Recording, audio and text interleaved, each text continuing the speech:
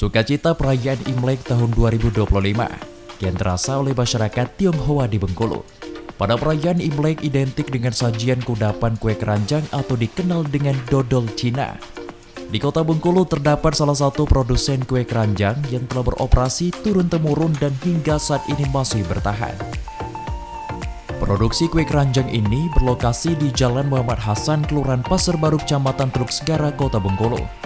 Disampaikan produsen kue keranjang Karleni, untuk produksi dan daya beli kue keranjang jelang perayaan Imlek tahun ini mengalami peningkatan dibandingkan tahun lalu. Sehingga dari banyaknya kue keranjang yang diproduksi, saat ini hanya menyisakan beberapa buah kue keranjang saja. Untuk produksi kue keranjang telah mulai dilakukan pada pertengahan Januari lalu, apabila tahun ini hanya 1-3 resep yang digunakan untuk produksi. Tahun ini untuk produksi mencapai 5 resep. Dan setiap resepnya menghasilkan 250 buah kue keranjang. Proses pemasakan membutuhkan waktu selama 10 jam dengan sistem kukus. Setiap per 3 jam sekali harus ditambahkan air dan kondisi api normal. Kue dengan berat 700 gram dikemas serta divakum agar higienis saat dijual atau dititipkan ke sejumlah toko. Karena kue keranjang dari Bengkulu ini ada juga yang beli sebagai buatangan keluar daerah, seperti daerah Jakarta. Untuk produksi rumahan harganya Rp30.000, sedangkan untuk harga kue keranjang di toko menyesuaikan. Kue keranjang ini hanya dapat bertahan 2 bulan karena tidak menggunakan pengawet dan hanya 1 kali produksi pada saat menjelang Imlek. Kue keranjang yang terbuat dari bahan tepung ketan dan gula ini memiliki makna keberuntungan. Karena manis, kue keranjang biasanya disajikan sebagai makanan penutup dalam acara Tahun Baru Imlek.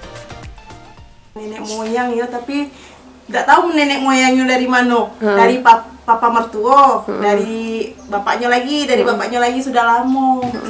Kalau untuk tahun 2025 ini udah berapa hari Mbak kita udah selesai produksi? Hari Selasa terakhir produksi kemarin. Karena kalau mau ditambah lagi takut tidak bakalan kejual. Soalnya sekali produksi 50 buah biji. Oke. Kalau untuk tahun ini berapa kali kita masak, Mbak? 5 resep. 5 resep, sekali resep 50. Kalikan aja 5. Oke. Untuk proses pembuatan itu berapa lama, Mbak? Proses pembuatan tuh 10 jam. Jadi sistemnya dikukus selama 10 jam, dari pagi sampai malam baru diangkat. Oke. Mbak, untuk kesusahan atau kesulitan untuk membuat ini ada atau gimana, Mbak? Enggak sih, tiap tahun emang buat inilah.